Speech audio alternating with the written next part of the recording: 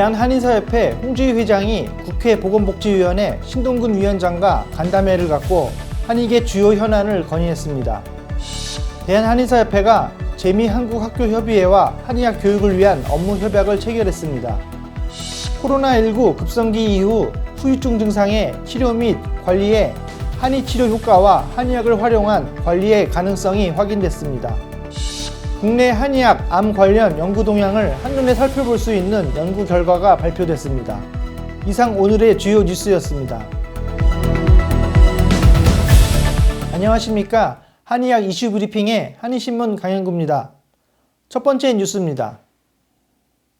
대한한의사협회 홍주희 회장이 국회 보건복지위원회 신동근 위원장과 간담회를 가졌습니다. 이번 간담회에서 홍주희 회장은 한의사의 초음파 진단기기 활용에 따른 건강보험 급여화와 실손의료보험의 한의과 비급여 보장, 지자체 한의학 난임치료 지원사업 제도화 등 한의계 주요 현안을 건의했습니다. 특히 홍주희 회장은 한의사들이 초음파를 활용하는 경우가 많음에도 건강보험 적용을 받지 못하고 있다며 고위험 부위의 초음파 유도와 침시술 행위 등에 대한 보험 급여화가 조속히 이뤄져야 한다고 강조했습니다.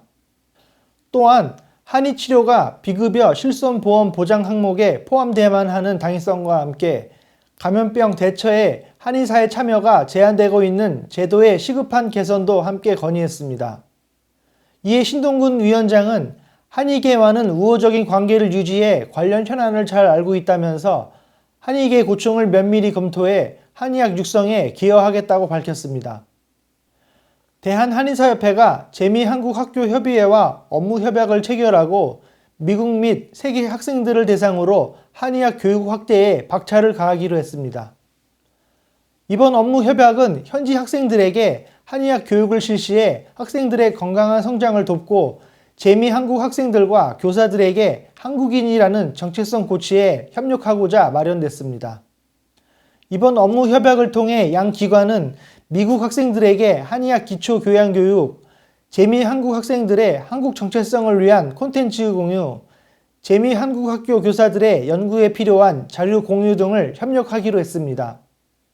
대한한의사협회 황만기 부회장은 그동안 교육 사업을 통해 축적된 교육 노하우를 가감없이 펼쳐 청소년들의 건강한 성장을 돕고 향후에는 미국 학생들의 교재에 동의보감이 소개될 수 있도록 최선의 노력을 기울여 나가겠다고 강조했습니다.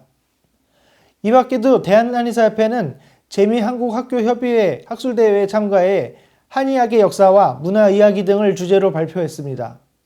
최근 발간된 대한한의학회지의 코로나19 급성기 이후 지속되는 여러 후유증 증상의 치료 및 관리에 대한 한의치료의 효과를 입증한 연구 결과가 게재됐습니다. 특히 이번 연구 결과는 한의학을 활용한 코로나19 환자 관리의 가능성을 제시한 것이어서 더욱 눈길을 끌고 있습니다.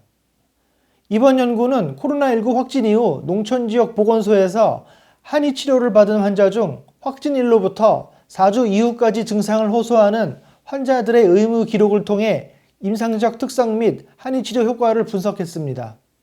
분석 결과 기침 증상을 호소하는 9명 중 7명의 NRS 점수는 치료 전 5점에서 치료 후 1점으로 유의하게 감소했습니다. 또한 인후통 증상을 호소하는 9명 중 7명의 NRS 점수도 4점에서 1점으로 크게 감소했으며 두 증례 모두 콧물, 가래, 설사 등의 NRS가 치료 전에 비해 호전되는 경향을 보였습니다.